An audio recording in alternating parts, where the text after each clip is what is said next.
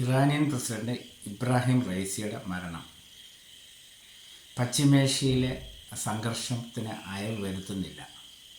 ഇപ്പോൾ താൽക്കാലികമായി ചിലപ്പോൾ ഒരു അയവ് വന്നെങ്കിലും പിന്നീട് ഇനിയും പുറകാലെ വരുന്ന പ്രസിഡൻറ്റും അതേ നയം തന്നെ ആയിരിക്കും രൂപീകരിക്കപ്പെടുന്നത്, അതേ നയത്തിൽ തന്നെ ആയിരിക്കും മുന്നോട്ട് പോകുന്നത്. ആയത്തുള്ള ഖൊമൈനി എന്ന അവിടുത്തെ ഇറാനിലെ ആത്മീയ നേതാവ് ആണിതിൻ്റെ യഥാർത്ഥമായിട്ടുള്ള നിയന്ത്രണം.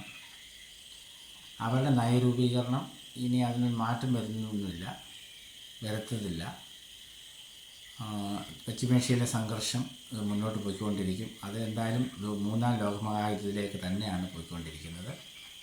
അതിന് മുമ്പുള്ള എൻ്റെ വീഡിയോ കണ്ടാൽ അതിനെക്കുറിച്ച് വിശദമായി വിവരിക്കുന്നുണ്ട്. ഇപ്പോൾ മുന്നോട്ട് ആ വാറിൻ്റെ അവസ്ഥയിലേക്ക് തന്നെയാണ് ലോകം മുന്നോട്ട് പോയിക്കൊണ്ടിരിക്കുന്നത്. അതിൻ്റെ സംഘർഷമൊന്നും അവിടെ കുറയാൻ പോകുന്നില്ല. ഇപ്പോൾ ചെറുതായിട്ട് കുറഞ്ഞെങ്കിലും അത് അതിലേക്ക് തന്നെ മുന്നോട്ട് പോയിക്കൊണ്ടിരിക്കും. മുമ്പുള്ള വീഡിയോയിൽ നിങ്ങൾ കാണുക, അപ്പോൾ നിങ്ങൾക്ക് ഇന്ന് മനസ്സിലാവും.